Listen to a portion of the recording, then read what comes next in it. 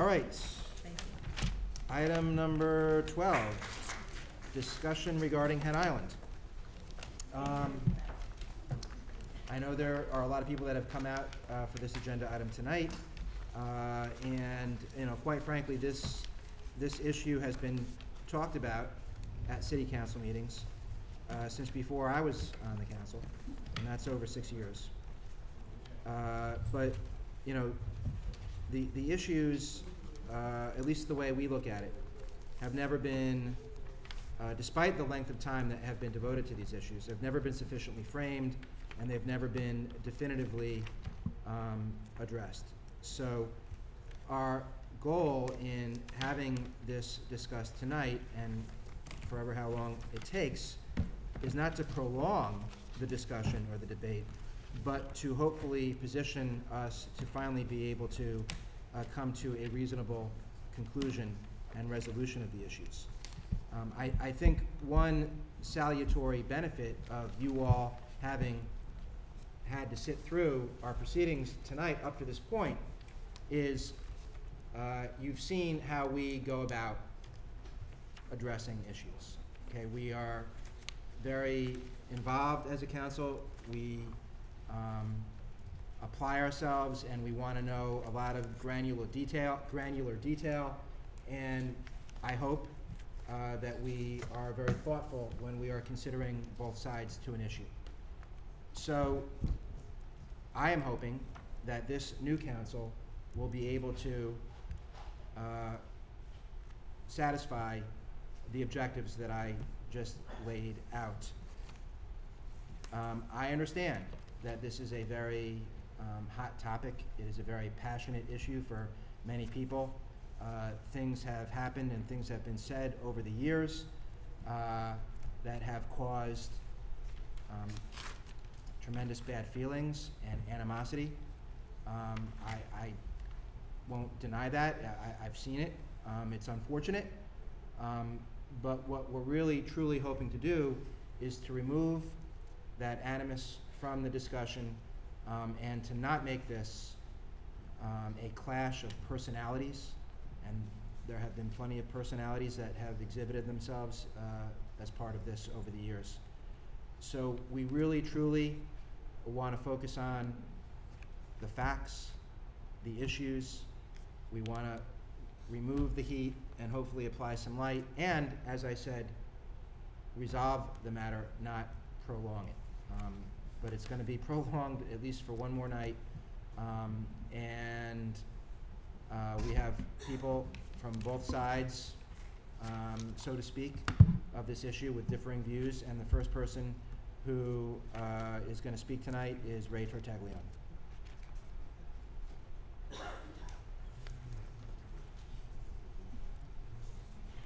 Hello, Ray.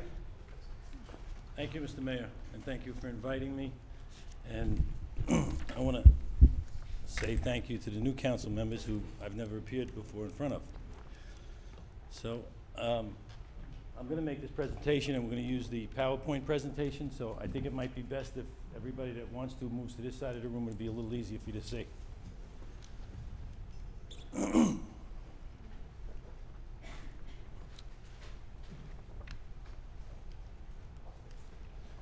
I'm going to talk about 3 issues tonight. I'm going to talk about... And by the way, I sorry to interrupt before you even start, but there are a lot of people here tonight. A lot of people want to speak.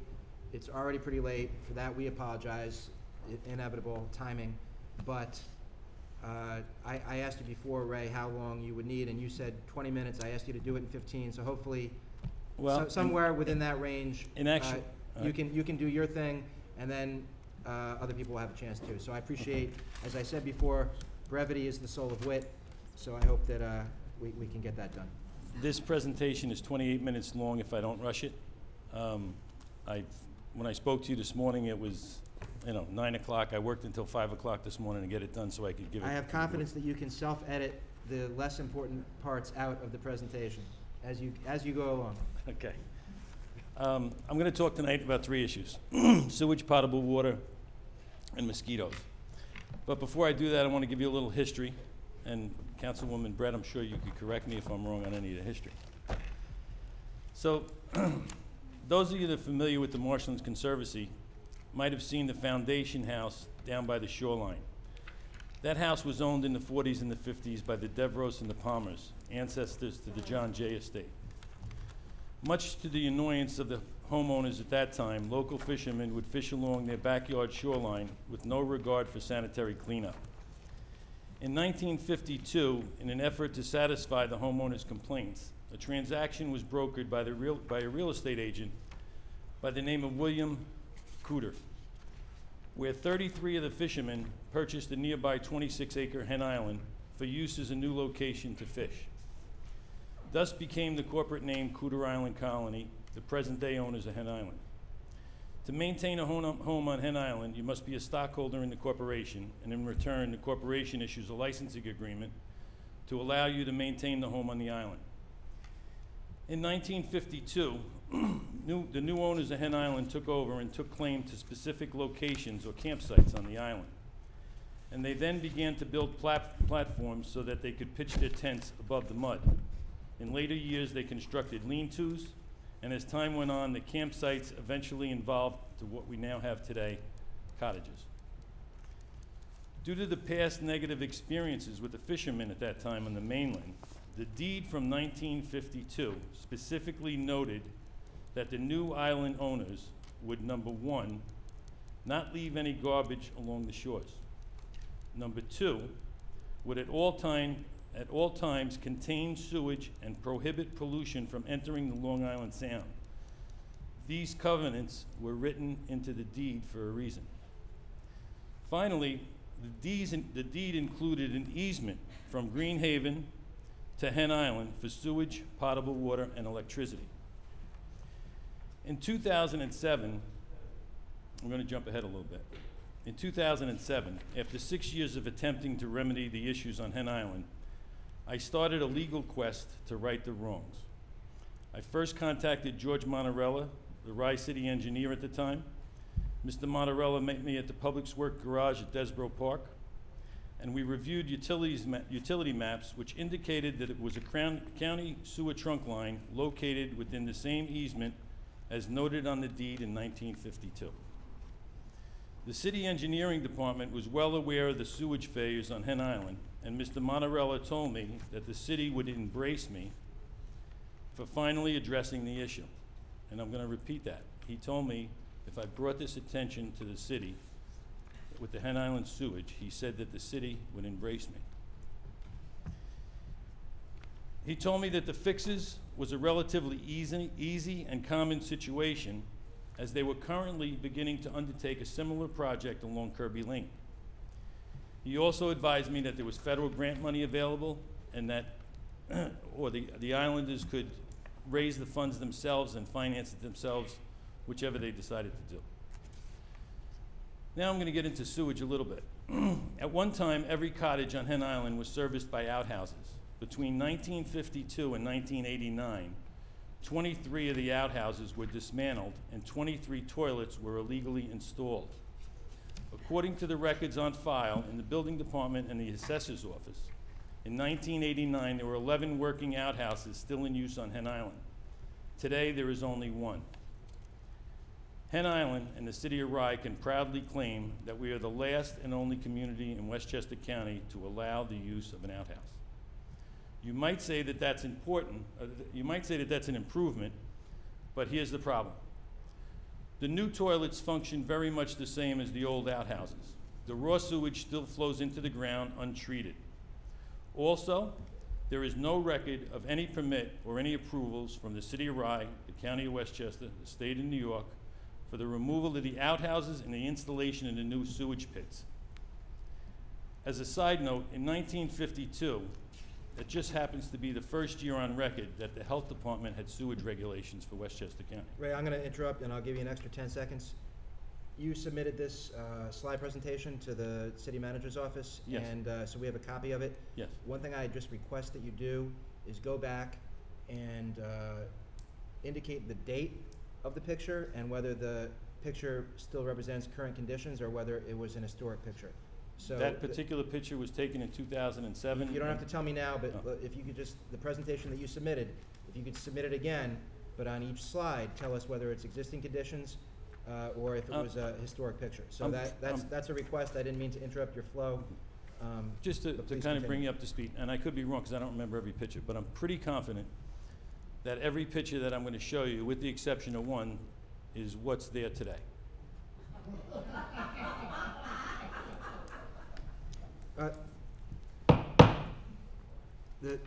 The desire to laugh is appreciated in the room tonight, but let's try to keep the outburst to a minimum. So thank you. And speaking of this particular picture, since you brought it up, this picture was taken in 2007. The sewage pit is still in the same location. It's still 7 feet from the high tide water line, and it's still in a 2-foot water table.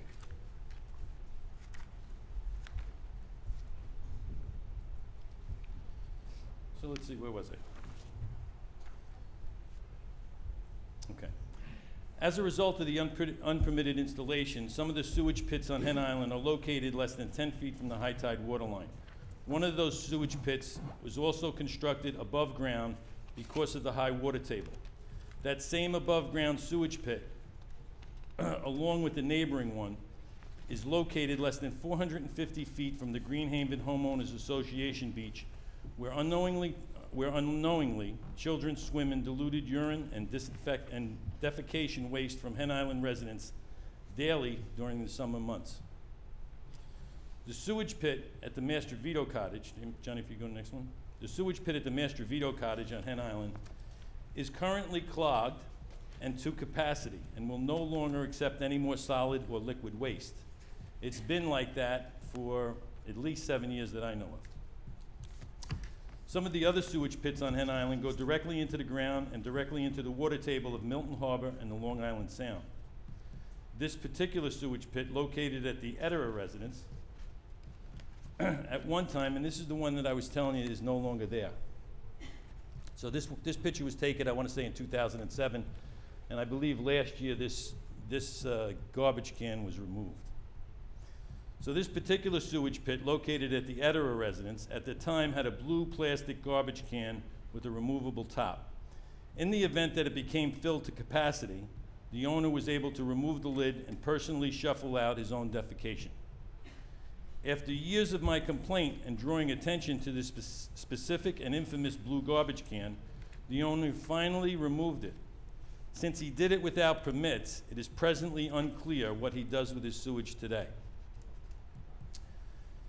In a letter dated June 17, 2009 to the Hen Island Board of Directors and copied to the City of Rye, Westchester County Health Commissioner Leonard Meyerson identified an open sewage pit at the site of cottage number 18. This sewage pit had been left exposed for years as a serious risk for a small child or a pet that can fall in and become entrapped at this location. Upon my last inspection, that sewage pit remained in similar condition today, only now it is covered with a thin, rotted piece of tin with a rock preventing the wind from blowing away the tin cover. Now hold it, stay there, Johnny. This picture is not accurate. Although it was taken in 2007, it's still in the same condition, with the exception of that white pipe was removed, so it wasn't so obvious that how the sewage got into the pit. But other than that, that picture is the way it is today. Go ahead, Johnny, next picture. Additionally, in that same letter, Commissioner Meyerson identified this cottage as a vacant building in disrepair and that may pose a fire hazard. I would like to note that these issues were originally documented in a 2007 investigation by Ron Gatto, the head of Westchester County's Environmental Enforcement Unit. It took 2 years and my persistence to draw attention to these health hazards. It took 2 years for me to draw the attention to these hazards, and Westchester County finally notified the Hen Island Homeowners Association of the violations. Unfortunately, these violations were totally ignored, and these health hazards still exist today, over 5 years later. This cottage has been in this condition for as long as I've lived on Hen Island, and that's 1997. This picture was taken in 2007, and it's still in the exact condition today.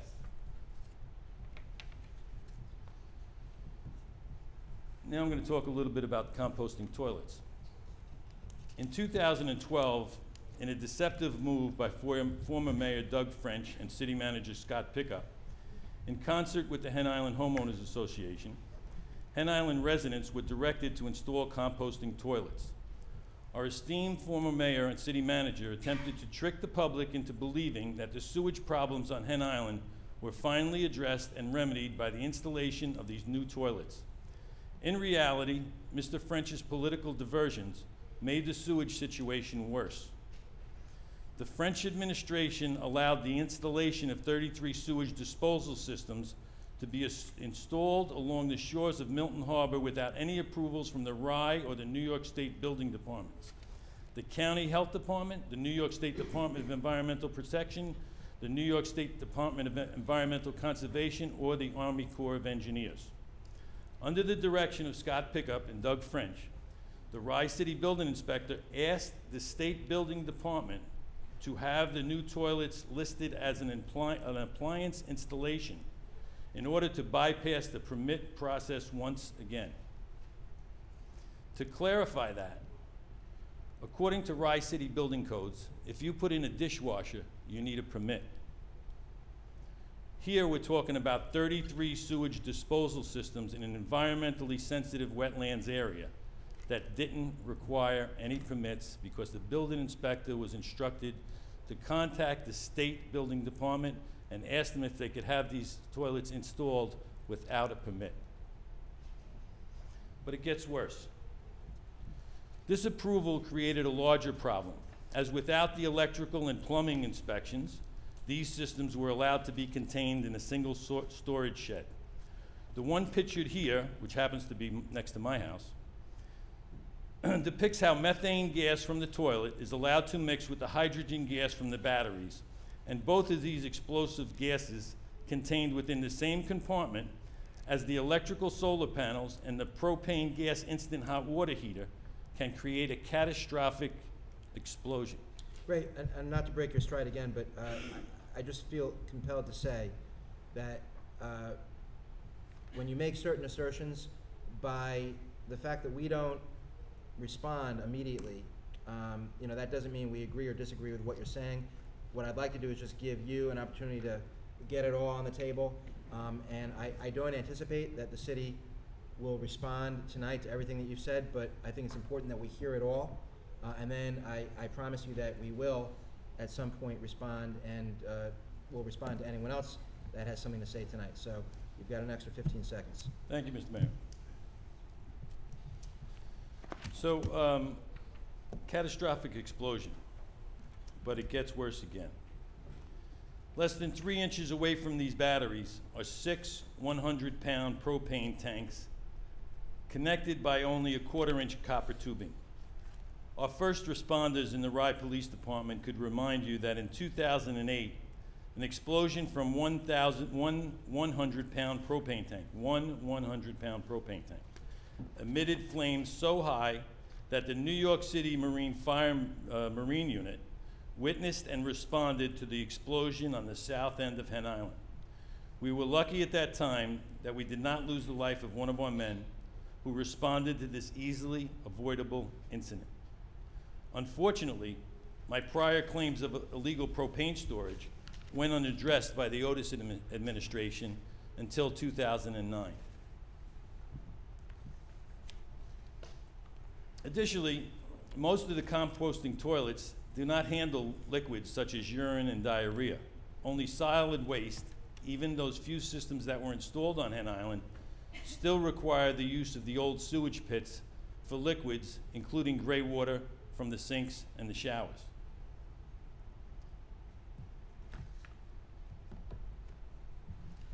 Excuse me just one second.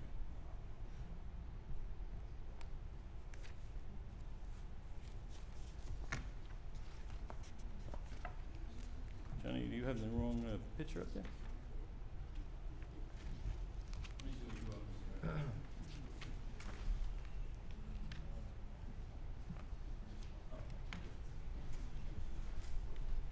I'm sorry. Deduct that 15 seconds.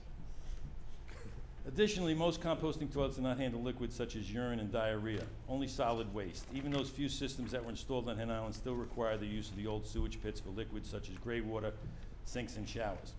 What some Hen Islanders did with their new composting toilets was to store the urine in plastic containers to transport it off island.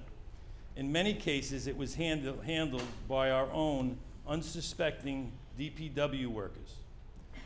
If you could just go back to that first picture, Jenny. This picture is not the same, is not a close-up of the other picture. This picture is that a bottle of urine on Hen Island ready to be transported to American Yacht Club so that the DPW could pick up our garbage, which they do twice a year. So this picture is on Hen Island getting ready to be transported. Next picture, Jenny. This picture, if you notice the little guard shack in the back, is at American Yacht Club along with all the other bags of garbage. Somebody from Hen Island handed this gallon or 2 gallon or 3 gallon container of urine to one of our DPW workers for disposal. This is what happens with the composting systems on Hen Island. Now I'd like to talk about the mosquitoes and potable water. There are 2 reasons why Hen Island breeds mosquitoes by the millions. The first one is that every home on Hen Island collects rainwater for domestic use. Approximately 1,000 gallons per home, a total of 33,000 gallons of standing water. This water is collected from the roof and contaminated with bird feces, as we're an island community, and there's a lot of seagulls on Hen Island. It is then used to wash dishes, shower, and other domestic uses. In many homes on the island, are not occupied for days, weeks, or months, which means that their untreated bird feces infected water collection systems are even more susceptible to mosquito breeding. The second reason why we have such a mosquito infestation on Hen Island is because the Hen Island residents hide their beach debris and leaves that have accumulated over the winter in the high reed areas of the island. These piles of debris create breeding pools after the island experiences the high tides from the full moon and the new moon. This occurs during the summer about every 2 weeks apart. Mosquito larvae can develop in water in 7 to 14 days, depending on the water temperature. This is perfect timing to encourage mosquito breeding before the new tide comes in. These man-made breeding fields are located in most of the high reed areas of the island or wherever a water hole in the wetlands is located. These two in particular are located between the middle island and the south island. And what was the one before that, John? Can I just see that again? Yeah. If you notice this one, what they're doing here, those are the leaves that floated up. This picture was taken maybe the beginning of the season. Those leaves floated up on the beach or fell from the trees on Hen Island. And what the neighboring cottage owner did here, these are the Vopis that lived at this cottage. What they did was they took it and they filled, this is a close-up of, go to the second one, Jenny, of those 2 holes. Go back to the first one. So what they do is they take these leaves and they fill in the wetlands. This is filling in the wetlands. What they're doing is they're destroying our environmentally sensitive area because they don't want to bag this stuff and take it off the island. So what they're doing is they're creating mosquito breeding sites, and there's, Hen Island is probably 25 acres. We probably have maybe in total 2 or 3 acres of homes. That means we have 22 acres of property left on Hen Island. And these breeding sites are located all over the island, the north end, the middle end, and the south end.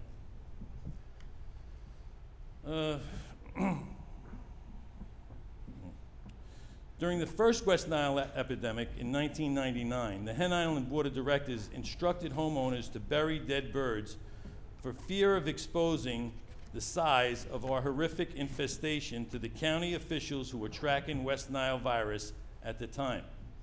In 2000, we began finding dead birds scattered throughout the island each season.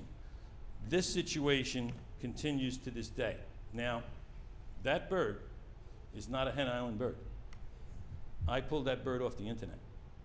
But I could assure you, there were Hen Island birds. Matter of fact, those of you that were on the council last year probably remember the letter that I sent to Mayor French in early June when the guys were cutting the lawn and they ran over a dead bird. That's early in the mosquito season to see a dead bird. And I addressed the council, told Mayor French about it, and never got a response from anyone. So here's some astounding numbers for you. These, what you're looking at there, and I know you can't read it, these are the laboratory test results that Westchester County sent into the New York State lab for the positive mosquito pools of West Nile virus in 2012. But here's where it really gets crazy. For the past 12 years, Rye has been the first area to show positive results for West Nile virus, or close to it. It might have missed a year here or there, but it's almost the first one every year. In mid-July 2012, and I'm sure those of you, again, that were on the council remember that meeting, there were 17 positive test results for West Nile virus in Westchester County. At the time, Mr. Pickup, well, we're going to leave the vector out. How's that? There were 17 positive test results for West Nile virus in Westchester County per the New York State Laboratory Test Facility. Of these 17 positives, there were 6 in Rye alone. That indicates that 35% of all the total positive West Nile test results came from our tiny little city, Rye, New York. Westchester County's population is roughly 962,000 people. Rye's population is roughly 16,000. It's a little 15 and change. But that's only 1.6% of Westchester County's overall population. So Rye has over 1/3 of the positive West Nile virus test results for the entire county. We only have 1.6% of the population, but we have 35% of the positive test results for Westchester County. Those numbers are astounding. This is not an accident, this is not a coincidence, and this is detrimental to human life. Can I just stop to ask you a question for a second, Joe? I know many times when we've spoken about this, we've spoken about the health department coming to this meeting. Did anybody invite the health department to come to make a presentation tonight? I spoke with the Rye representative on the Westchester County Board of Health, and Which is who? Ruth Merkatz, and I indicated to her that this would be taking place, and it would be, in my view, beneficial if the county could participate, and I understand that she conveyed that request to the county health department, and they declined to participate. The county declined to participate, Joe, because they got a lot to hide here. Let me give you some more numbers. I'm not going to make any extrapolations there, Ray. You asked me a question, I gave you an answer. No, I hear. Well, I'm telling you why, and I want to give you some By the way, numbers. there's a video camera back there. Is that your video guy? It is. Okay, you're certainly welcome to bring a video guy. But this meeting's being recorded on the city videotape. What was, just help me understand the purpose of having him in the back room? Is it to get reaction shots, or? It is to get reaction shots. The cameras for the city Okay. usually are focused on me. Well, then I apologize in advance for not looking like I'm completely enamored and scintillated. You look beautiful, Joe. Okay, thank You you. look beautiful. Please Listen, continue. I'm just astounded that nobody tried to throw me out of here 10 times already. I'm happy. You could do anything. So anyway, I want to talk about Hen Islanders. As shown in this presentation and photographic evidence in these slides, Hen Islanders are the furthest thing from environmentally concerned residents. Hen Islanders have been burying discarded material along the shore, believing that the old steel and rubbish would retain the soil and stop the erosion. This picture was taken in 2007. This material, I was out there last week, is still there. It's hidden right now under a bunch of stuff that they, again, filled in the wetlands with, leaves and other stuff. But if anybody would like to go out there tomorrow morning, I'll be happy to take any council member out, and I could show you that exact picture, even though that was taken in 2007. It might be a little less now because it's a little more rotted, but that's accurate. Up until 2001, Islanders buried their household garbage in the rear of the north end. I am not exaggerating when I say that the rats grew to the size of small cats until a few of the residents personally treated the island over the winter months with rat poison. That infestation took 3 years of winter treatments to rectify. Even today, as many island residents still fill in the wetlands with material, leaves, and old fixtures. That's a porcelain sink that is still out there. Matter of fact, I was out there doing a tour with a couple of people last week, and I showed them that same porcelain sink. They haven't used porcelain sinks in the United States since the 1950s.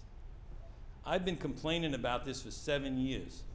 You would think that the people that live next to this problem would have taken it out since I've been complaining about it. I've been using that picture literally since 2007. You're coming up on 28 minutes. Well, figure out the 15 seconds, Joe. For years, the Islanders disposed of old refrigerators, sinks, and barbecue grill under the cover of night in the middle of Milton Harbor. Propane tanks. The no-name storm in '92, dozens of propane tanks from Hen Island were washed into Milton Harbor. Those tanks are still submerged in Milton Harbor, just waiting for an unsuspecting boating family to hit one with their propeller at low tide. This same scenario was played out again just 2 years ago during Hurricane Sandy. When the board of directors were reminded about it, their response was that it was an act of God and nothing could be done. A simple scanning of the harbor floor would have eliminated that threat for every boater that enters or exits Milton Harbor. Again, the council people that were on this council last year, I'm sure you remember my letter after Hurricane Sandy identifying this exact issue. I never received a response from anybody but Hen Islanders, and they told me it was an act of God that there was nothing we could do. Mr. Koros, here's your plug. In 2009, after years of adamant denial of the existence of building and safety and health code violations from former Mayor Steve Otis, told the public that the city council was lied to by the recently terminated city manager, Paul Shue. Interim manager, Frank Koros, directed an inspection of Hen Island, which resulted in the issuance of 2 pages of violation notices and included placing Hen Island on notice for their horrific mosquito infestation. As part of Mr. Koros' inspection, the city issued a violation notice for the cut-up tree trunks in this picture. Mr. Koros and the city of Rye, oh, okay, I'm sorry.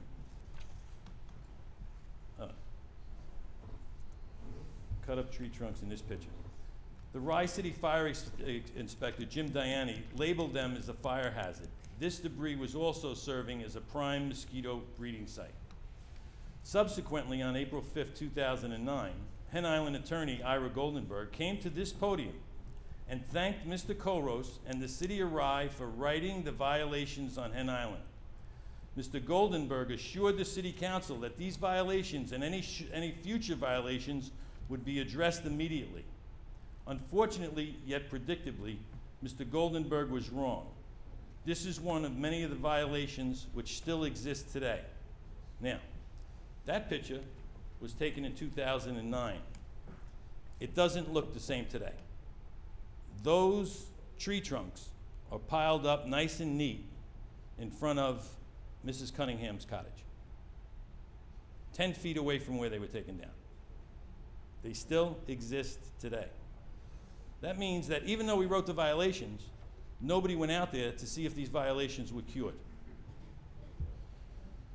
What I'm attempting to explain here is that there's a pattern of non-compliance with the law. As you all know, there is currently a homeowner on Hen Island who's attempting to legalize a previously built illegal seawall. The homeowner that constructed the 20-foot high seawall without a single permit from any governmental agency I'm sorry. The homeowner constructed a 20-foot high seawall without a single permit from any governmental agency. Stockholders on Hen Island are pushing the $400,000 mark in expenses for this remediation process.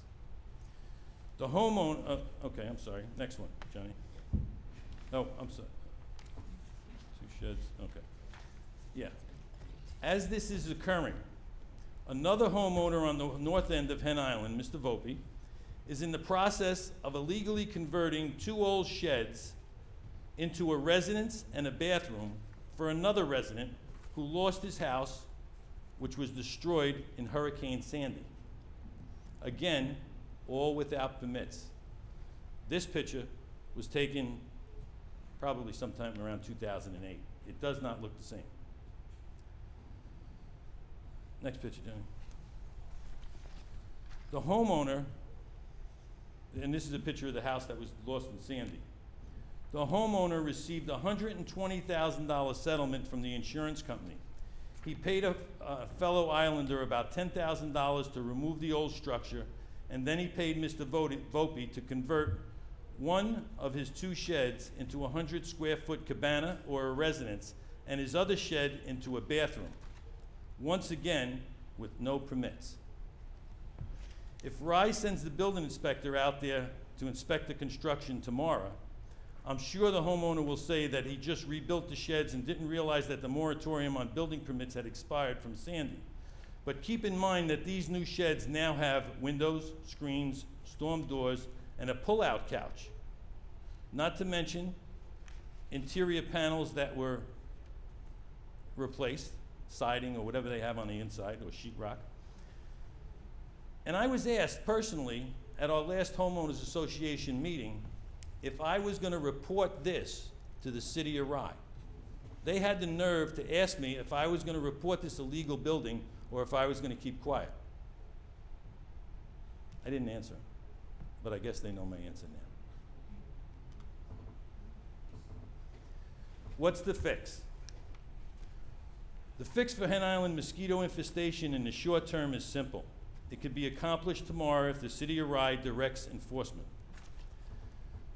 I'm sure all of you have seen the Mosquito Joe signs on every street corner in Rye.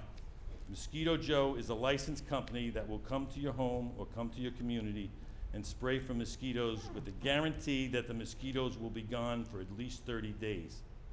If that's done 4 times a season, the increased threat from Hen Island mosquito breeding grounds is eliminated for the entire year. Not just for Hen Island, but also for the shore clubs along Milton Point, Greenhaven, the Rye community at large, and our Sound Shore neighbors, Rhinebeck and Mamaroneck. The board of directors on Hen Island would like you to believe that spraying on Hen Island is illegal, but that's another fallacy. It's a fallacy just like the rumor that it's my intention to secretly develop Hen Island. I could sit here and tell you that I have no intentions of developing Hen Island. And as those of you that have sat on city boards, you know that even if I wanted to develop Hen Island, it would never be allowed by any board or any commission in the city of Rye. Now, I'm not a fan of spraying, but in any effective mosquito control program, removing the standing water is paramount in the long run. It's the first step in eliminating mosquito breeding grounds. Recharging the wetlands and stopping the illegal filling will also eliminate the illegal man-made breeding grounds. Maybe short-term spraying will have to be undertaken because the problem has grown so large as it has been unaddressed for so long. But once the infestation is under control, the spraying may not be necessary at all. But this isn't for me to decide. This is for the professionals to figure out. This should not be the city of Rye's expense, but the responsibility and the expense of the owners of Hen Island. They created this problem. They should make the problem go away. But the city does play an important part in this, and that is enforcement. And by enforcement, I mean by writing violations and displaying consistency in your enforcement of your own laws. Just a couple minutes, John.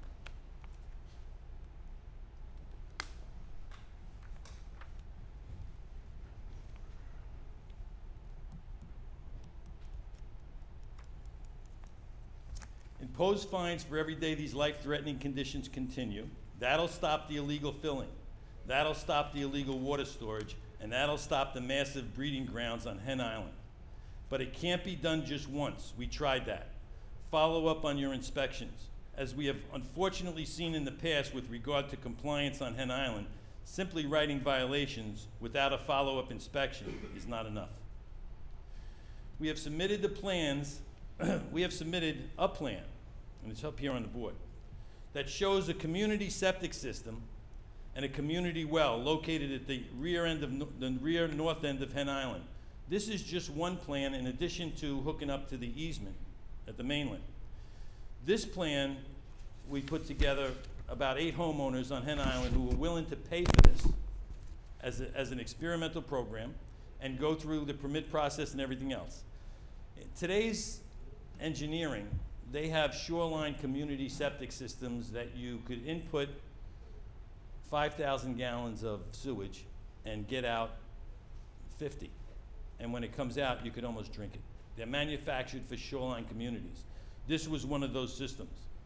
When we submitted it to the board of directors, although they did give me an official answer and told me to talk to my neighbors about it, I understand that the real reason that they denied it was because they were afraid that if it worked, that the city and the county would make the same similar installations in the middle and the south end.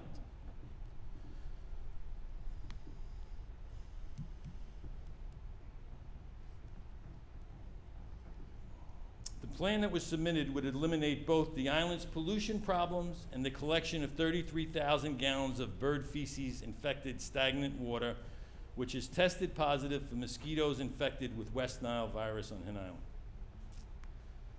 As I hope I have depicted in my presentation, the majority of the cottage owners on Hen Island are not concerned about the laws or the health or the safety or welfare of Rye residents.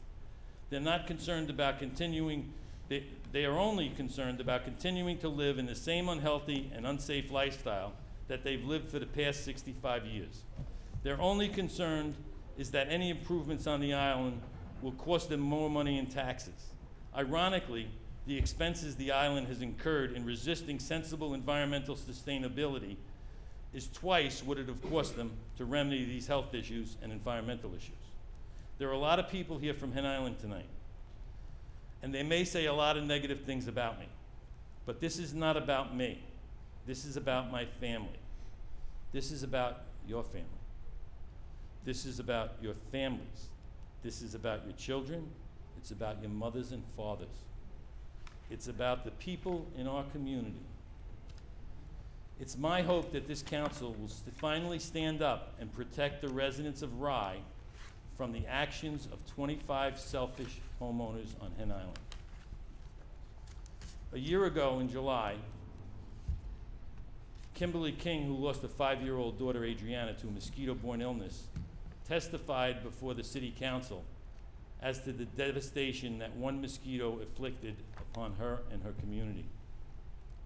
This is a picture of Adriana, Kim King's daughter. I came to find out after watching that picture, it looks like an unconscious child in a hospital bed. She's not unconscious in that picture. She's dead. Dead. They took her off life support 3 minutes after that picture was taken, and the mother took her downstairs and brought her to the morgue and washed her body. There's a gentleman in the audience tonight by the name of Ron Schoenfeld. Ron lives on Melbourne Avenue in Rhinebeck. Ron's home is less than 0.8 of a mile from Hen Island and just a few blocks from Greenhaven. In 2012, Ron's wife, Isabel, who's here also, was making funeral arrangements to bury Ron as he laid in the bed suffering from West Nile virus that was contracted in Rhinebeck. I'm happy to say that Ron survived his experience, but Ron still suffers today from the after effects of the disease. Ron's going to speak in a few moments, but I just wanted to introduce him so you're able to put a face with West Nile virus. Ron, will you stand up, please? Ladies and gentlemen, Ron Schoenfeld. Well, Ray, and Mr. Schoenfeld wants to speak, he can speak, but I don't think we're ready for you yet, sir. So, Ray, are you completed with your presentation? I am, thank you very much. Is there anything else that you'd like to tell us about conditions on Hen Island? Well, there is, but I tried to cut it short. Well, have you had a full and fair opportunity to make your presentation? No, you asked me to cut it short. Right, well- You said it Joe, was 28 minutes, it's been 40 you minutes. got the So- gist of the problems, but. Why don't you submit anything else that you didn't talk about tonight to us in writing? And actually, if you could submit the written comments that you have, it will be very helpful to us in following the points you made. You are suggesting that certain actions be taken with regard to mosquitoes, potable water, and sewage disposal on Hen Island. And I suppose you are asking the city to compel those things to happen. So my one question to you is, what is the authority that you are citing that the city has in order to compel those things that you want us to do?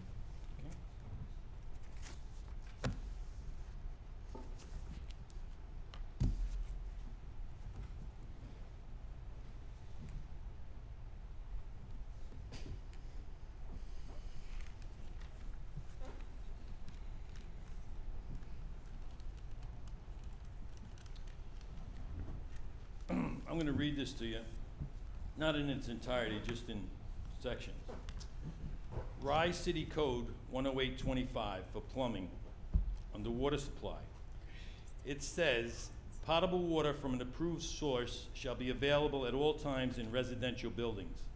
The domestic water supply system of the building shall not be connected to such approved source and shall not be subject to contamination. When supplied from a public source, the potable water supply system shall not be connected to a private or unsafe water supply. Now, I don't know how many of you remember the story about the Hen Islanders being angry at me and urinating in my water No, no, tanks. Ray, I don't want to get into that. I was asking what the authority was for the city to take action. So Well, that's here's one Rye City section you're Code, citing. here's Rye City Code on plumbing. That's the plumbing issue to potable water. Now I'm gonna read you 10840 on infestation and screening. Grounds, buildings, and structures, this is also a Rye City Code, shall be maintained free of insect, vermin, rodent harborage, and infestations. Methods used for exterminating insects, vermin, and rodents shall be conform to generally accepted practices. Where the potential for a rodent or vermin is, I'm not going to read that one, but I want to read responsibilities of owner also in that section. Owners of the premises shall be responsible for the compliance with this chapter and shall remain the responsibility regardless of the fact that this chapter may also place certain responsibilities on operators or occupants, and regardless of any agreements between owners and operators, occupants, as to which parties shall Okay, assume. I mean, I appreciate that you're reading it to me, but if you could just cite me the sections and then we can look them up and we can apply them to what you're suggesting. 10843, responsibility of owners. 10840, infestation and screening. 10825, water supply. We could go into the violations about the wetlands, how they're filling the wetlands and over and over again. I mean, but I didn't bring all of that stuff with me. I just brought the basic stuff. Well, if you have anything more to contribute after tonight, I'm going to ask you to do it within the next week, Here's- okay? here's Can you do that, Ray? Yeah. Okay, thank you. There's one other thing that I'd like to address, because at one point, and I don't know if Mr. Koros still feels about this, but somebody came up with some New York State law about you're allowed to collect water up in the mountains, and you're allowed to use composting toilets. But I want to read you section 68-20 from the Rye City Ordinance that says, it talks about conflicts with other codes. If there is any conflict with any other code, rules, or regulation, the most restrictive provisions shall apply. So that means whether it's county, state, federal, or city, whichever one is the most restrictive is the one that we have to apply. So I just want to make sure, are there any other sections of either city code or any other legislation out there that Well, you there's are many- asking us to enforce? What's the authority that the city has to act? That's what I'm just trying to make Joe, sure I understand. Here's the, and I don't think I have to tell you this, I think you know it. The job of government is to protect the health and safety of the public. If this gentleman here goes out and shoots somebody, you're not gonna ask his brother, what should I charge him with? Well, That's not my I job. don't I'm not ask a the public question- official. I don't mean to have a debate with you. I'm Yeah. honestly just asking you, what are the sections, so that we can now take a I look could at give them? you 37 sections if you give me some time. I'll be happy to research them and do it. But I pay taxes in Rye to have city officials do that. And I think that that should be a job for the city. It's easy to figure out what they're doing. It's not difficult. They're doing it. They've been doing it for years, and the city's been letting them get away with it. And I'm kind of getting my dander up a little bit, so I'm gonna try not to. All right, But so, you understand what I'm saying, Joe. I don't have to sit here and point out what they're doing. I was watching Councilwoman Brett's face when she was watching some of these pictures. all right, Ray, this is getting a little bit far afield. Yeah. So, Mr. Schoenfeld, you wanted to speak. Thank you.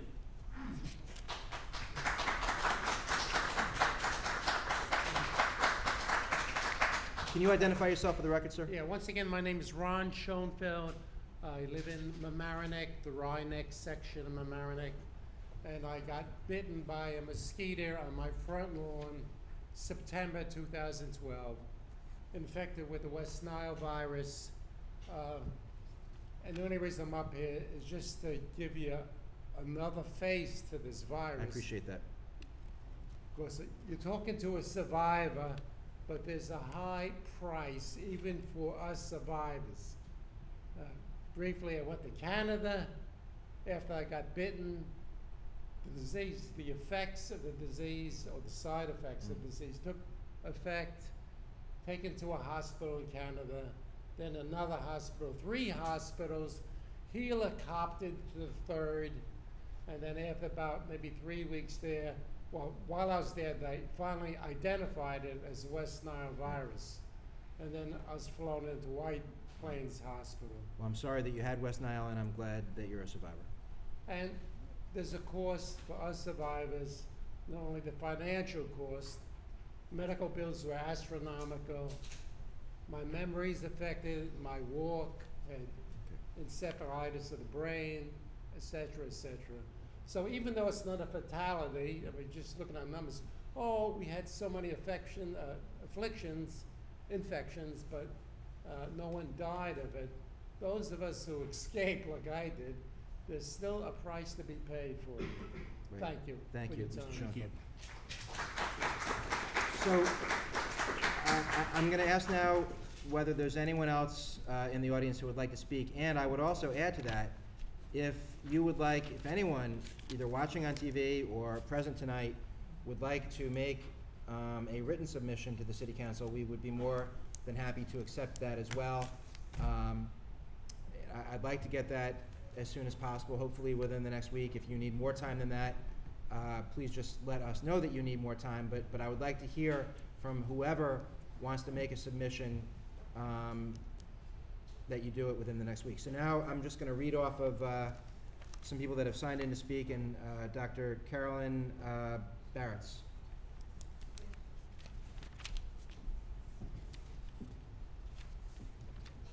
Mr. Mayor and members of the Can you City tell us Council. where you're, My name is repeat your Dr. name again and then where you're from? Dr. Carolyn Liederman Barretts. I addressed this council last year. I wrote a letter in the past, and I appreciate your willingness to listen to my concerns again. I'm a physician with a practice in Purchase, New York, and at Columbia Presbyterian. I'm not an infectious disease specialist, but I am a physician. I'm a mother of 2 children, ages 12 and 9. My husband's family purchased a cottage on Head Island over 30 years ago. We've enjoyed wonderful times there, but we've curtailed our visits because of concern over the mosquito population, and we have not been out once this year. My intention here is not to be an alarmist, but as a physician, I'm a realist. There are known mosquito-borne viruses, including West Nile, Eastern equine encephalitis virus, and most recently identified from the Caribbean, it's hard to say, chikungunya. Although the chances of contracting any one of these are very low, best counsel is to avoid exposure to mosquitoes. But this is impossible on Hen Island, and the issue isn't being addressed and our board refuses to acknowledge the problem. They refuse to acknowledge the problem. My husband's attempts last year to discuss this at our annual shareholders meetings were rebuffed. I resort to imploring this council to require the residents of Hen Island to follow the laws that'll reduce the mosquito population that Ray just referred to. There are large quantities of stored, open, stagnant water that are allowed to exist. We must remove the present stored water containment system, which act as breeding sites to limit exposure to potentially life-threatening diseases. We must also address debris and leaves as recommended by mosquito specialists.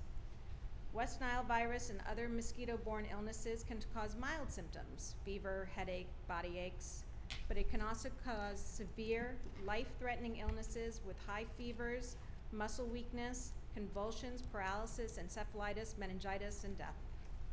2003 happily had fewer cases than the previous year, with 2,469 cases reported by the CDC around the country. 119 were fatal. Happily, only 2 were reported in Westchester, but we don't know if this trend is going to continue. As a mother and as a physician, I implored the City Council to take a leadership role and require mosquito control techniques on Hen Island. Thank you for your time. Thank you, Doctor. Barbara and Claudio Ayades. If you haven't signed in and would like to speak, please do so. You may get the urge to do it after you've heard other people speak, but if you know now that you want to speak, please sign in. Hi, my name is Barbara Ayades. We purchased a house cottage on Hen Island in 1995, and we've spent most of our summers there until the last few years, which have been, it's been very buggy, and my grandchildren had come. My granddaughter got so bit up that the bites became infected, and my children don't want the kids to come. As much as they love the island, they're just afraid of the bugs and the problems that could arise from that. So we haven't used our cottage in 4 years, We haven't been there in 4 years. and it's basically because of the insects. Thank you. Thank you. Thank you very much. Francis Archibald.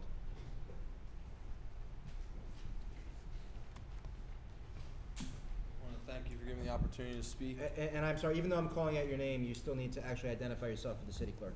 My name is Francis Archibald. I'm the grandson of Franny and Barbara Santangelo that purchased homes on Hen Island close to 30 years ago. We grew up on Hen Island, spent a lot of time there as a family.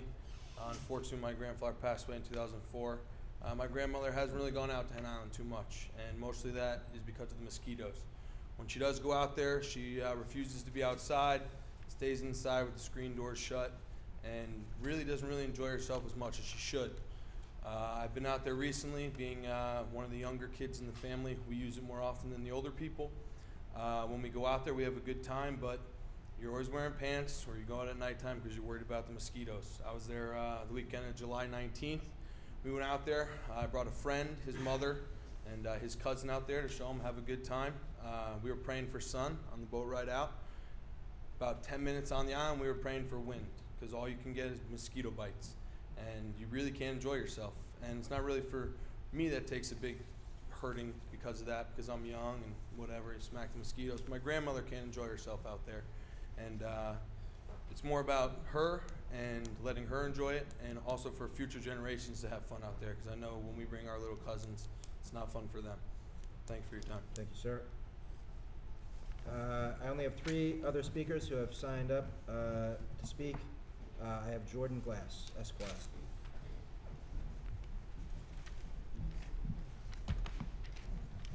Good evening, Jordan Glass for Kiel Harbor. Mr. Mayor, the first thing I want to do before I speak to the issue I wanted to address is to make an additional point of your concern, which was the sections that apply, that give the city authority to act. If you probably remember, maybe not the details, but there was a case, Supreme Court of the State of New York, County of Westchester.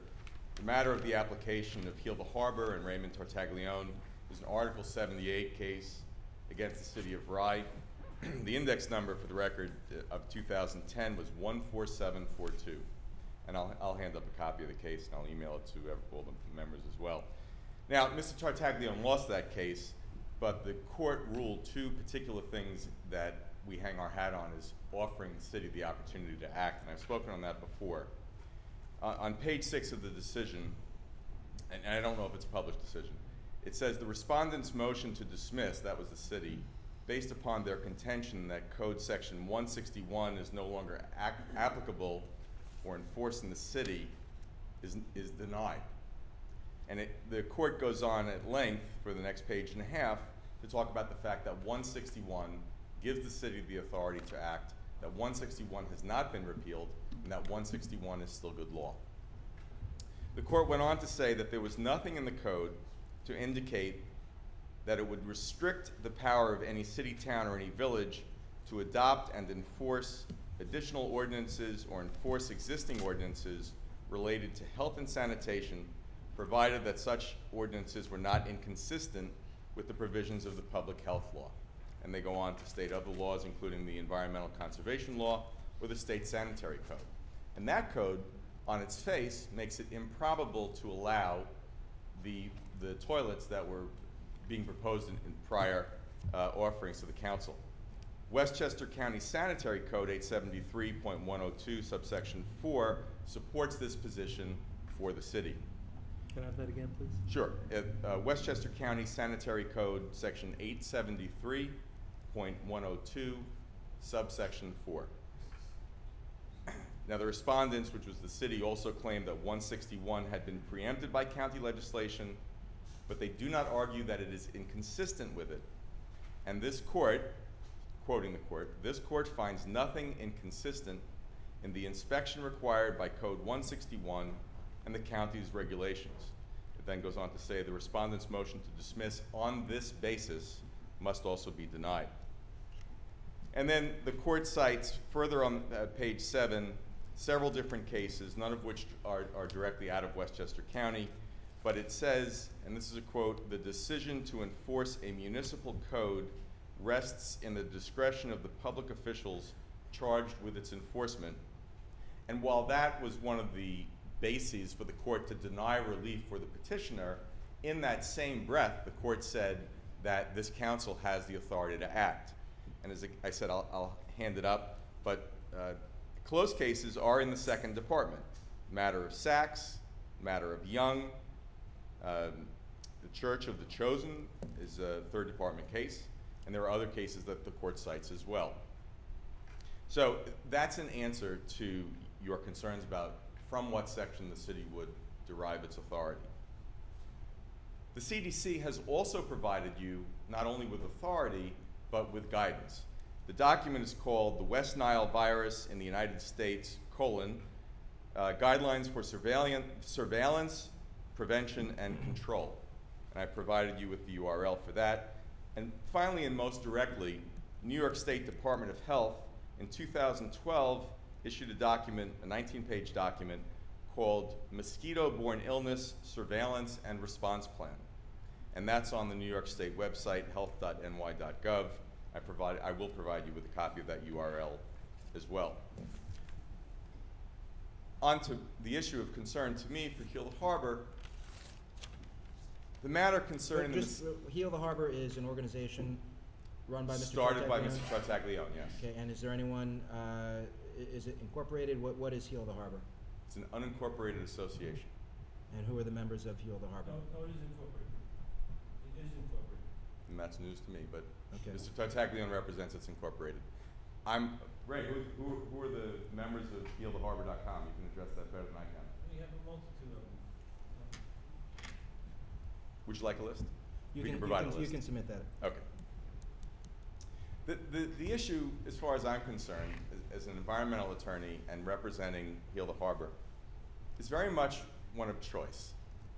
It doesn't always function that right or wrong plays into things, because in the matter of the discretion of the board, you have choice. The choice to protect, the choice to ignore, the choice to step up to the service for which you sought people's votes, or the choice to shrink from the responsibilities attendant to that service. Now, at a more extreme level, this is the choice to save people's lives and the quality of their lives, or the choice to step over dollars to pick up dimes. As you know, these choices can impact your own children and not some merely amorphous, far distant flung people. So I'm going to bring your attention to 3 people whose choices were informed only once they were impacted by choices made for them by the universe and far outside the bounds of their control. But before I tell you their names and their two-line stories, I want you to keep this in mind, please.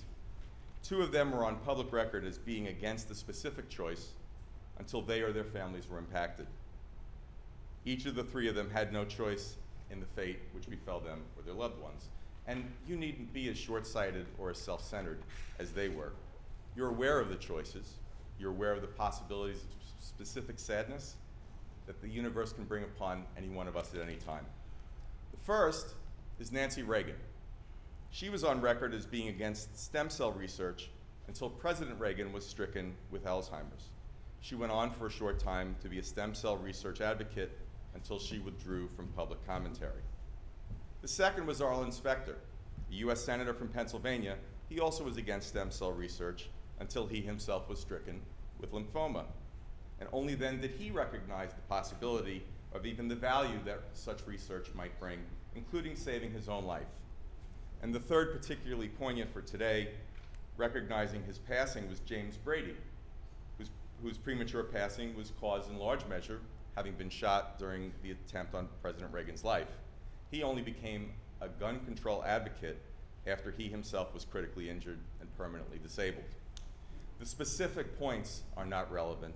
Their concerns, their changes to their points are not relevant. What is relevant is their lack of foresight, their lack of prior compassion, and the hope for the benefits to themselves and others based upon what happened.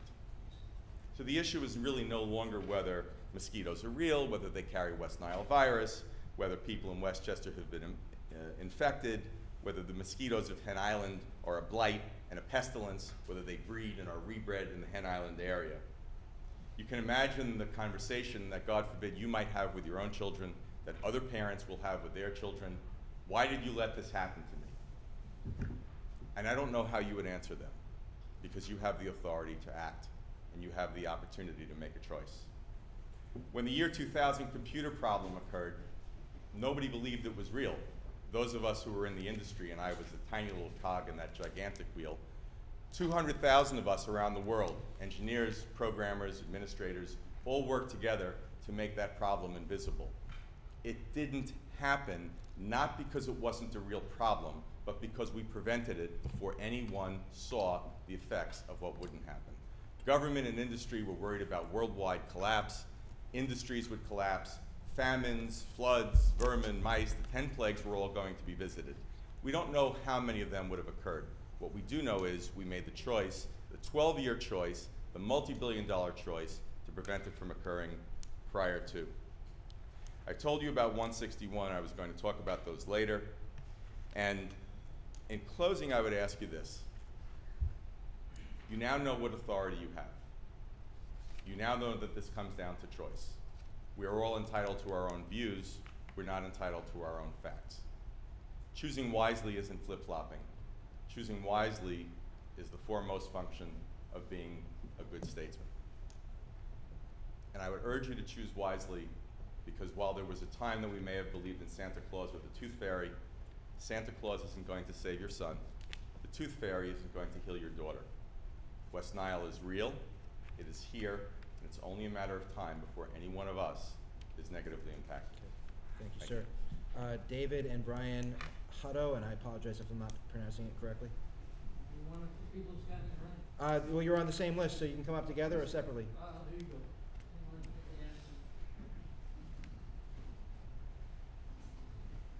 My name is David Hutto. I own the fourth house on the north end that was destroyed by Hurricane Sandy. And I wanted to correct a few things that Ray had said. My house was destroyed, and I think a big contributing factor to the house being destroyed was that it's in the way of the docks. When the docks went down, they all come into my area.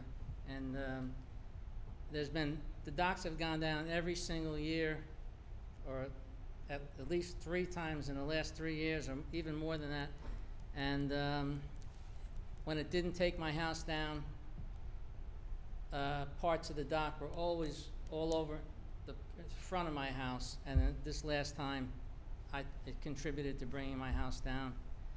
And you know, I'd be reluctant to put my house back up. I thank God I did have flood insurance. I took the house over from my family, me and my wife, and we had to pay for the house. It wasn't given to us. We paid $135,000. We put money into the house, and we did not collect $120,000. We collected $94,500. And there were 2 sheds left standing, and that's what we fixed up. And we wanted to use it as a cabana, you know, and use it as a day place. And you know, I don't see what's wrong with that. And we had fixed them up before the deadline. There was a deadline, just like my neighbors fixed up their docks before the deadline. There was a time period where you could fix up something that had been destroyed by the storm. As far as the couch in there, I wanted to thank Ray because he gave me that couch. And that's all I have to say. Thank you, Mr. Hutto. Brian, did you want to speak as well? This is my first time speaking like this, so bit nervous. But And you're Brian Hutto. I'm Brian Hutto. And you're I'm David's son. David's son. I've been using the island my whole life. It's funny to me. I've been using the island my whole life.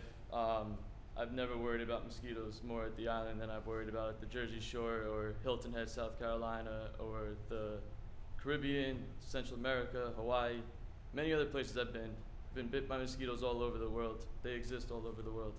I am very sorry about the people who have contracted West Nile virus. I remember growing up during that time. I was on the island during that time. I'm very sorry, but from what I've learned in the presentation, it seems to be that West Nile virus is a Rye problem, not a Hen Island problem. It seems to be a Westchester problem. It seems to be a coastal area problem.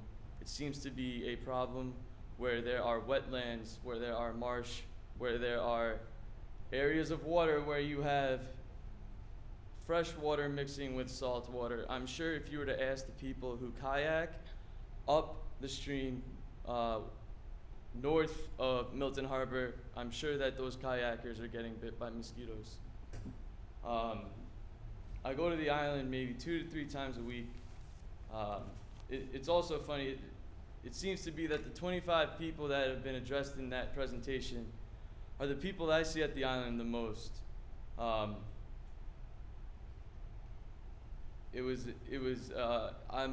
younger than most people who are at these meetings.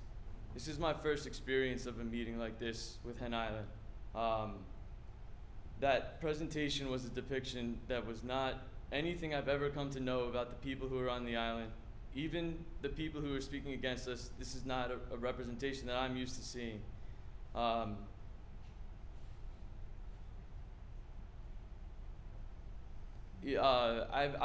sat in that seat the entire meeting tonight, and the board is very thorough. The questions you're asking about every other presentation, I can tell that you guys really want to make the right decisions. So I know that when you review this in your own privacy, that you will review everything and try and ask thorough questions about those pictures, because it seemed to me that there was a lot of speculation and generalizations that were made about those pictures to people who were on the island.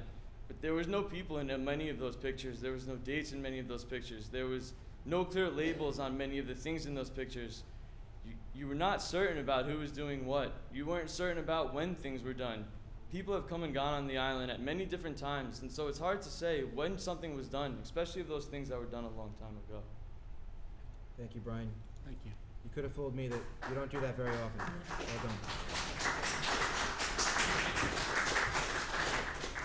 Mr. Gary Ederer.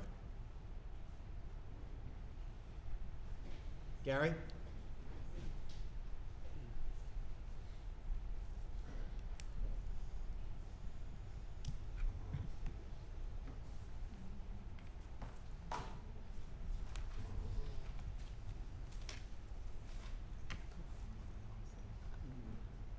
Good evening. My name is Gary Eder. I'm on the board of directors for Cooter Island Colony. First of all, we have not prepared a presentation, so the background, ask us to make a presentation is not accurate. Our limited response is based on the presentation made tonight by Mr. Tartaglione, which was only made available to us this morning at 10 o'clock. We had no idea what the substance of it was or what the content was, but we could have guessed. He's had 10 months to prepare this since this council has been put into office. So we are appearing at the request of the city manager's office, and this item is on the agenda because of Mr. Tartaglione, not because of us. So I'm gonna say that it's on the agenda because the city council put it on the agenda. And if you would like more time to respond, as I indicated before, we'll certainly give you as much time as you need or that you ask for. Although we're happy that you're here, I don't think we're requiring you to be here, but we're glad that you are present. So thank you for coming. We would be present to protect ourselves, but this, with all due respect, this appeared to have been orchestrated, and it appears to be a setup. And that's really not right. If we're responding to something, we should have had adequate time, adequate notice, and been prepared. I can assure you that this is a setup. I'm not quite sure what you mean by that, but again, you can take all the time that you want to respond if you wish. You don't have to. We didn't get the presentation. Well, we got some slides sent to us this morning, and we didn't see the actual script. We heard it for the first time tonight, just like you. So we're in the same position that you're See, in. we'd like to prepare something for you. That's absolutely fine. Also, just some preliminary notes for me going over this. You approached this entire thing from the beginning when you introduced it as a spirit of cooperation and trying to let bygones be bygones and work cooperatively with this. We've always been open to doing that. However, Mr. Tartaglione never has. We've approached him several times, trying to resolve this without wasting the city council's time, without wasting our time with numerous Westchester County Department of Health inspections. And the history of this is, in the words of your former city manager, Hen Island is probably the most over-inspected place in the county of Westchester. And we worked hand in hand with Westchester County Department of Health with their mosquito control people. When the last city council requested that Westchester County come out and inspect for mosquitoes and mosquito control, we sent out an invitation to all of our shareholders to meet with the inspectors, to speak with them on methods of mosquito control and try to determine the best way to control the mosquitoes on the island. Do you really think we like mosquitoes? We would love to get rid of the mosquitoes. We don't want to spray in the wetlands illegally. We don't want to be the ones who have an environmental impact that illegal spraying would incur. So, after Mr. Tartaglione asked the city council to bring the Westchester County inspectors out, we invited everybody to meet with them. Curiously, Mr. Tartaglione didn't attend that meeting. We don't know why. Every time they came out and inspected, we asked to have a representative there so we could proactively see what they see, fix what needed fixing. And with the rare inspection of a couple of little things, a cover that was off a barrel, a child's toy that was left out in the rain, we had a pretty good record with them. And anything they asked us to address, we addressed immediately. And we've done what we've been asked to do with Westchester County with regard to mosquito infestation. We've done what we've been asked to do with the composting toilets. We don't use this water for drinking, we use it for washing. We have demanded that our shareholders use covered barrels. And it is in our rules and regulations that there is mosquito control issues. All this is being ignored. We've been proactive in this. We've worked hand in hand with Westchester County with this, who's the lead agency with this. We've met with the New York State Department of Health, the New York State DEC. We've reviewed all these issues. We've reviewed our composting toilets with them. And we've been the victims of lies and deceit. And a lot of this was on display tonight. From the very first photograph, this dock was destroyed in Hurricane Irene. It was removed within a month after the hurricane. It's shown as it's still standing there. This wonderful outhouse, this is my favorite one, the outhouse that's presently in use in Hen Island. Guess whose cottage it's from? Mine. This cottage, this outhouse, was out of service for 30 years when I purchased my house. It is now my shed. There's no outhouse there. He took this picture in 2007 when I bought the house. It's not presently in use. That's 2 lies. Third lie, disparaging my family and my father. The infamous blue garbage can holding human waste. That garbage can never held human waste. It held water that was used to be pumped up to my parents' boat toilet. Third lie. Fourth lie, sewer pit, times number 18. That's water. That was a water receptacle that the former owner of the house used to water the flowers. Fifth lie, composting toilet emitting methane gas. That's the inlet. There's a forced exhaust that removes all the gas from the shed. Sixth lie, urine on the shores of American Yacht Club. That's cooking oil that was used to fry a turkey.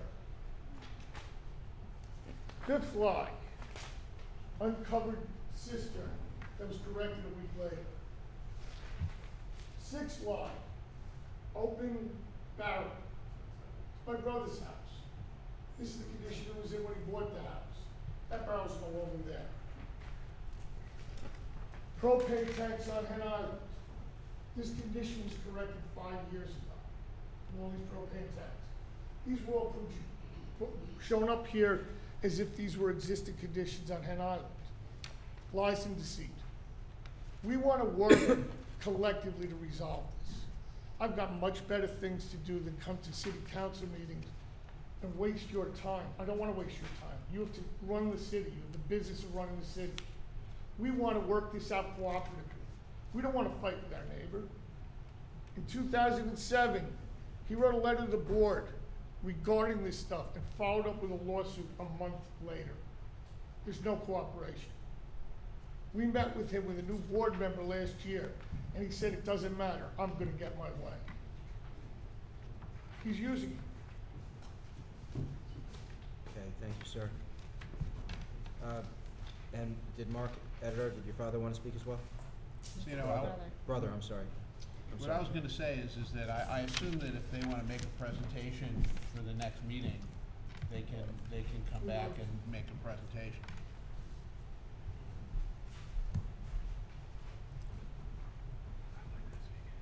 My name's Mark Ederer. I'm Gary's brother. I've been out on Hen Island for 54 years. I was practically born there. Growing up as a kid on that island, I observed many things, and I've watched the island evolve over time. When I was a kid there, we all grew up. People were out every weekend in every cottage with their families, living together, enjoying. It was a different time. It was the 1960s, the 1970s. The streets looked different, the whole community looked different, and there were different outlooks on things. A lot of the conditions that were shown, my brother showed here, that no longer exist there are being presented as the way the island is. It's not true. He talks about garbage, and I'm insulted by this, dumped by Hen Islanders on the shoreline. Those sinks have been there probably 40 years. Little by little, we've been removing them on the one or 2 bulk pickup days that we have with the city of Rye, that we bring them in for pickup from the island. There is nobody currently dumping or filling any wetlands. We have always, to my knowledge and to my belief, been an environmentally conscious community. We look to protect the little piece of nature that we get to inhabit. The mosquitoes are a very unfortunate side effect of any camping type experience. These structures out here, these cottages, Mr. Tartaglione would have you believe that they were all built since 1952. I can tell you very few of them were. Most of them were constructed in the 1920s, 1930s, and some in the 1940s. And they've been out there that long. They're not classified as residential structures. They are limited use. They're seasonal use cottages. They're in the tax code that way, and they're classified that way. I myself am a professional engineer, and I deal with this on a regular basis. I feel insulted that we're being maligned the way we are in both the court of public opinion and to the good people here of the city of Rye, because this is certainly not the case that exists out there. And this depiction, although well presented and put together, is completely misleading and false. And I've seen some things out there over time, and Mr. Tartaglione has presented some things over time that may have been valid points at one time. But over the last 10 or 15 years, people on the island have worked and resolved these issues. There were building code violations that were cited by the city of Rye and subsequently corrected. There were environmental conditions out there that were subsequently corrected. As my brother has shown, there were numerous inspections by numerous agencies which we cooperated with in every respect, and we would continue to do the same. And if somebody has a valid solution for this mosquito problem, be it real or perceived, we'd certainly be open to it, because I hate the bugs as much as anybody else does. But unfortunately, as was said by many people before, it's a part of living on a shoreline. Bugs breed in water. We do what we can to reduce the water. The sanitary conditions out there are not unsanitary. The water is not used for drinking, as was said before, and every effort is taken, particularly in this case, to make sure that there's no standing water. I don't see anybody filling wetlands or doing anything illegal. To take pictures of tidal pools with leaves that have washed up and make the insinuation that people are carrying leaves and dumping them there to cause water to pool is ridiculous. And it certainly is misleading and certainly not true, and I'm actually insulted by it. So I don't have much more to say. I don't want to take much more of your time, but I think what we have here is an overblown presentation of issues that are not what they seem. Thank you, sir. Francis Santangelo.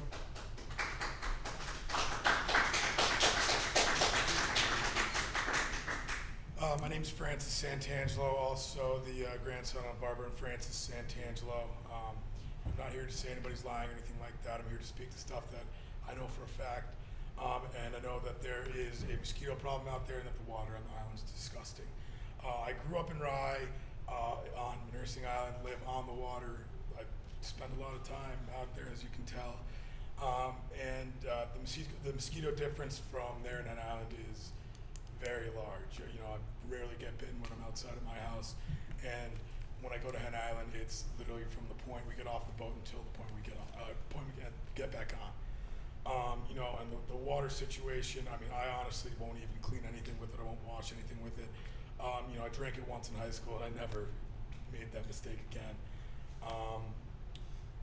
Yeah, you know, I see Hen Island as a place that I go to enjoy, and those two things cause a big problem for that. And if there's anything that could be done to make it better, I think that it should be done. Thanks for the time. Thank you.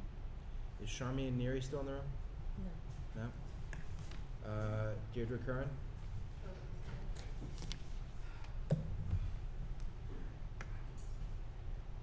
night. Deirdre Curran, 111 Prospect Street, Port Chester. I'm in Rye all day, every day. I work here as a dog walker, all hours of the day and night.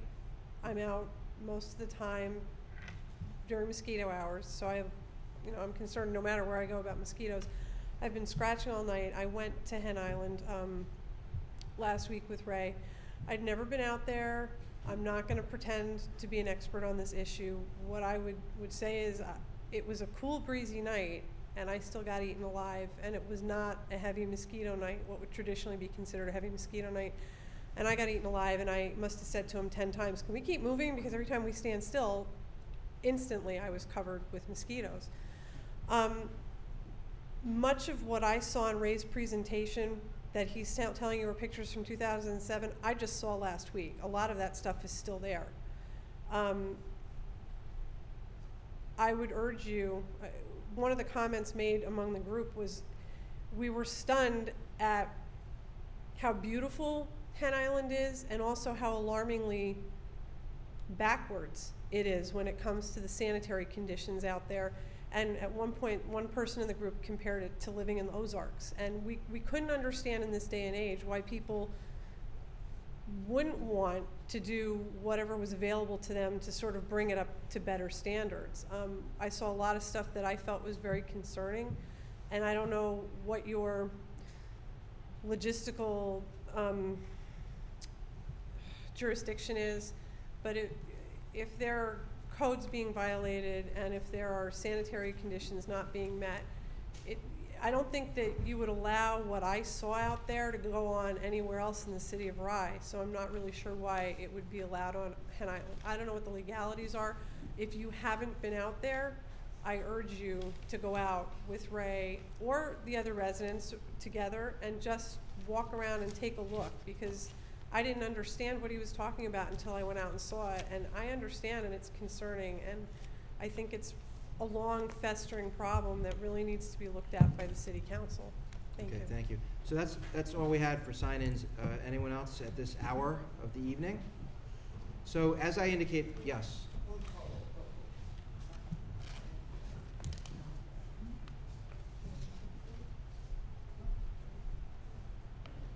We would be more than happy to invite you all out. We'll take you out. We'll take you through my house. I'll take you through all the areas that we're discussing. Most of the houses have been greatly modernized, such as mine. I could show you all the details. I could show you what we can do, show you how we do it, how we've implemented environmentally friendly toilets, how we do not discharge solid human waste into the ground, how we purify our water to make sure that there's no infestation in it, how we seal our tanks. I could show you all of that, and we'd be more than welcome to bring you out there. Can you send your information at some point tomorrow to the city manager, and he can I certainly will. have that? Thank you. I'll email it to your secretary. I've spoken with it before. So, Thank you very much. it is late, and lady who wanted to come up, I'm sorry, Ray. I think there was one other person who wanted to speak.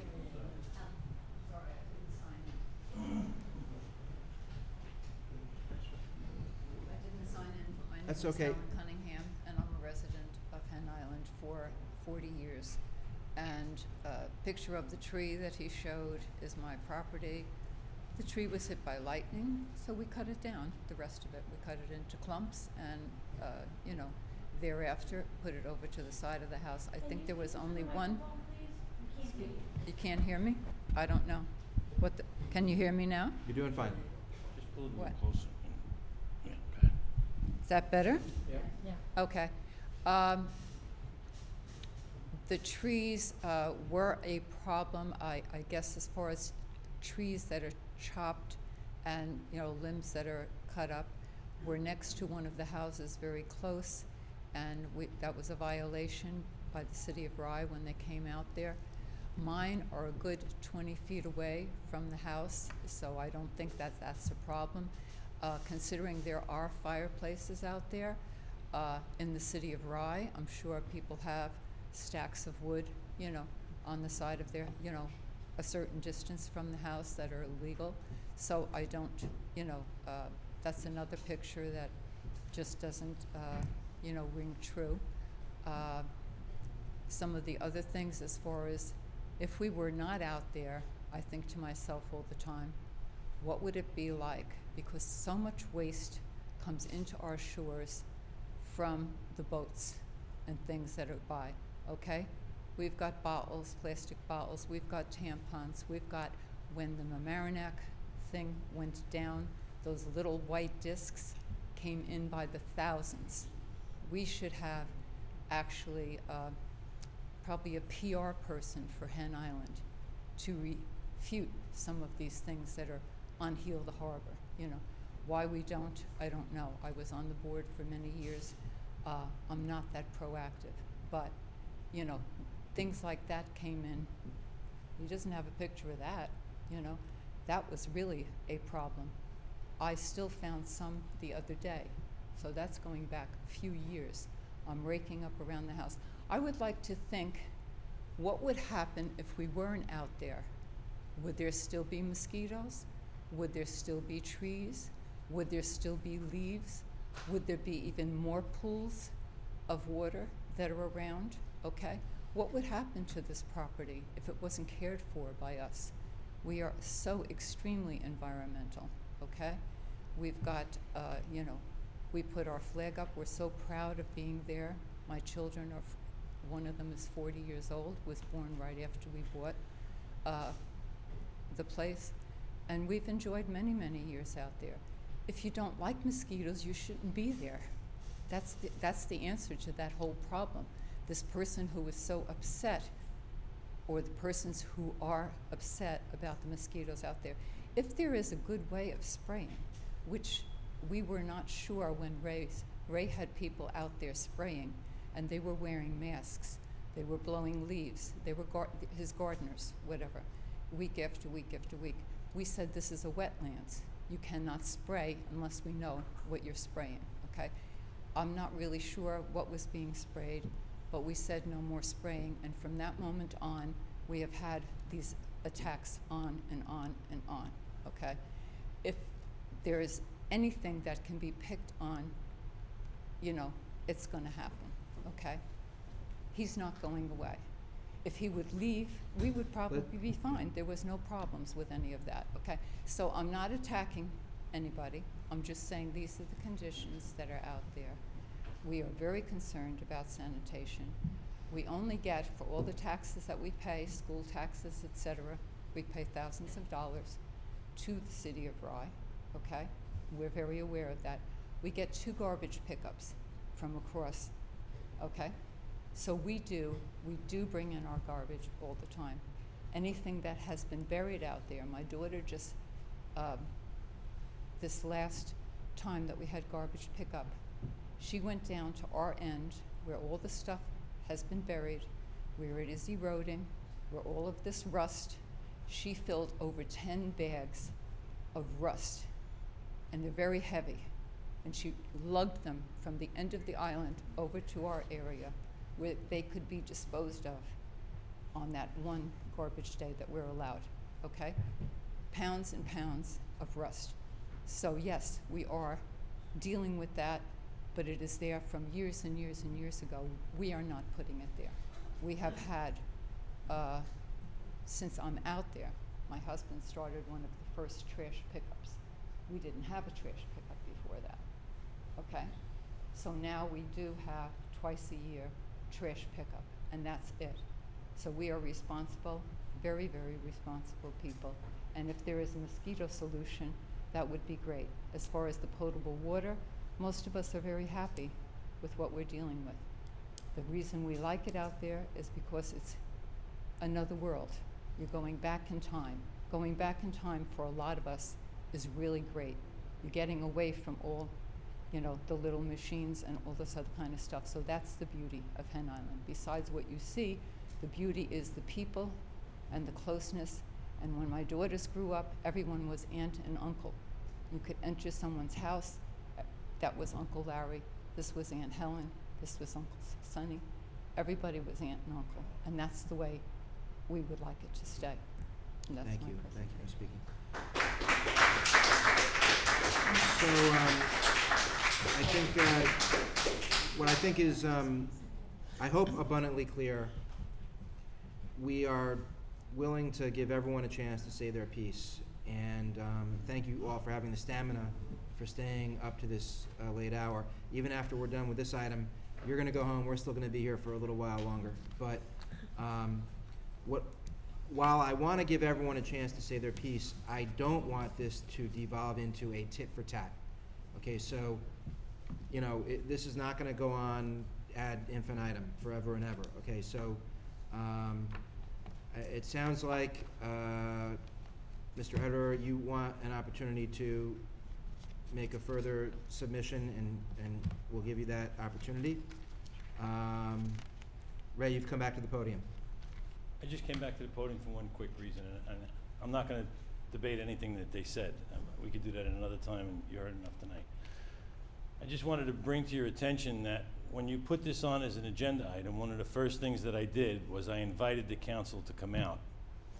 And that was the exact point that I was making to Laura, that yes, Laura has been out to Hen Island, but if you don't know what you're looking for or where to find it, you're gonna go out to Hen Island, you're gonna see a beautiful Hen Island. If you go with Mr. Ederer, he's gonna show you a beautiful Hen Island and all the great parts about Hen Island. If you go with me, I'm gonna show you a beautiful Hen Island, and I'm gonna show you a detrimental Hen Island. So, you know, I was So thinking about that when Mr. Ederer made his kind offer and you had made your kind offer. You know, I would hate for there to be like dueling tours, you know. Why don't you just come out there, start at one end and go to the other and see the whole thing? Right, and No restrictions. that's a See the island. And the garbage. well, wait, we're not gonna, I think the best way is just to see the whole island. yeah. Start at one end, work your way So I was kind of, Avoid the marshlands because you. so, do you wanna come up and, to the podium and speak? Sure. Okay.